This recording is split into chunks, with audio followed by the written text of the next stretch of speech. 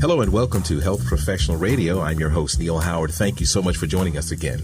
Going to be speaking this evening with Dr. Irina Anselm. She's director of the Mitochondrial Program and Co-Director of the Neurometabolic Program at Boston Children's Hospital. And she's joining us on the program to talk about the ultra-rare brain disorder of Aromatic L-Amino acid Decarboxylase, or AADC. I will let Dr. Anselm tell us all about that in the next 10 minutes or so. Welcome to Health Professional Radio, Dr. Anselm, and thank you so much for taking the time. Thank you for having me on, Neil. You were there at Boston Children's Hospital. Give us a bit of your background and then talk about briefly your role there at Boston Children's Hospital, okay? Sure. I'm a child neurologist specializing in neurometabolic disorders. Neurometabolic disorders are genetic conditions that very frequently present in childhood, although not always, and are due to congenital or inborn errors of metabolism. Another way to say this is that neurometabolic disorders are a subset of hereditary metabolic conditions involve the central and peripheral nervous system. And at Boston Children's, as you said, I'm a co-director of the Neurometabolic Program and director of the Mitochondrial Program. And I do have particular interest in disorders of neurotransmitter metabolism, to which AADC deficiency belongs. It's Aromatic Amino acid Decarboxylase deficiency, and this is the condition about which we will be talking today. Now, you've been working with families coping with AADC. Explain to our listeners exactly what AADC deficiency is and talk about some of the symptoms that we might look for. AADC deficiency is rare condition, and it's a disorder of neurotransmitter metabolism. And neurotransmitters are dopamine, serotonin. These are chemicals in our brains that are very important in transmitting information from one neuron to another. And then dopamine is converted to epinephrine, which in turn converts to norepinephrine, and then serotonin is converted to melatonin. So patients with AADC deficiency, they do not produce all these neurotransmitters and monoamines because this enzyme, AADC, is absolutely necessary for their production. And as a result, these patients have a combination of different symptoms. Generally speaking, they present very early, sometimes right after birth they have symptoms, but usually in the first few months of life they have significant developmental delay. They don't even hold their heads, and these children do not sit, they do not walk, and many of them do not talk. Their muscle tone is significantly affected. They have low muscle tone in their neck and in their trunk, and they have high muscle tone or dystonia in their arms and legs. And this is mostly due to dopamine deficiency. Because they also have serotonin deficiency, they can be very irritable. They are deficient in melatonin, and that's why they have problems with sleep. And they also have symptoms related to autonomic nervous system. They have problems with maintaining their body temperature and with blood pressure, etc. And then the hallmark of this disease are these spasms of ocular muscles. We refer to them as ocular gyric-crisis, when children's eyes can be deviated to one side for hours. And this usually goes together with dystonic crisis too, when the bodies are twisted, and this also can last for hours. And this is very, very characteristic for this condition.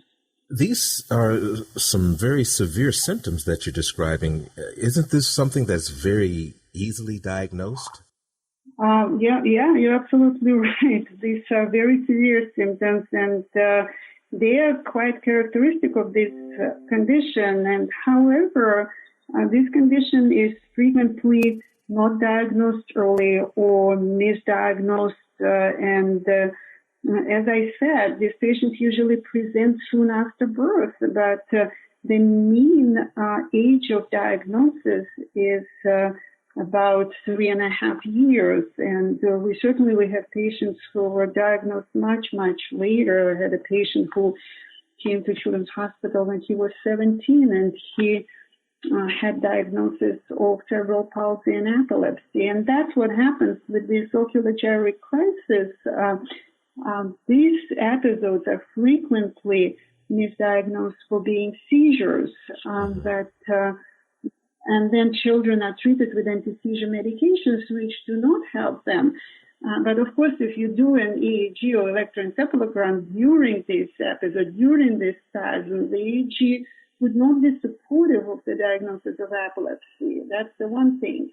Then children do receive diagnosis of cerebral palsy, and then again, they usually do not have history of like brain injury at birth, and their MRIs are also not supportive of the diagnosis. So I think that's very unfortunate that this condition is so frequently misdiagnosed. I'm sure that there are patients who are not diagnosed at all. And the answer probably is lack of awareness about this condition. Well, obviously, raising awareness quickly is of utmost importance to this community. Let's talk about briefly AADC Deficiency Awareness Day and how you're involved in that and what that means to the community.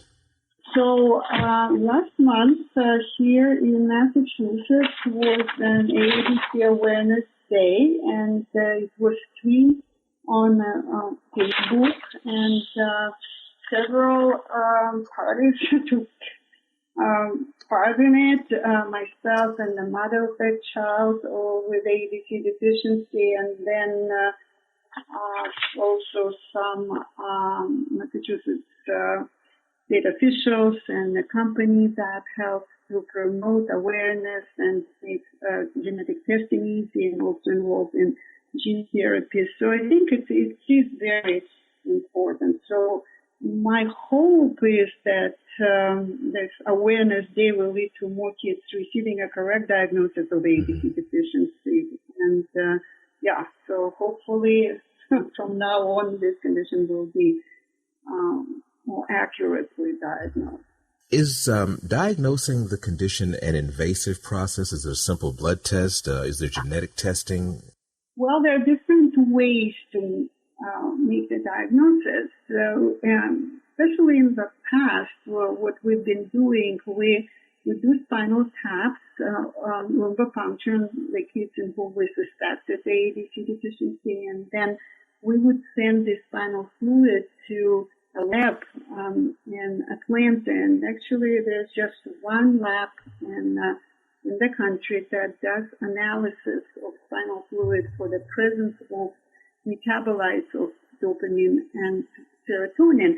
And then after that, we would try to confirm this condition by gene test. Now, there are some other ways activity of enzyme can be measured in plasma, but this is all very cumbersome. And, we are now in the era of genomic medicine, and genetic tests can identify mutations or gene errors. They produce this condition. And so genetic tests, even such complex ones as whole exome sequencing, are getting more and more inexpensive and easier to obtain. And of course, there are some obstacles, like insurance companies do not always wish to pay for these tests, but certainly there are ways to get genetic diagnosis, which is less invasive than the spinal tap, and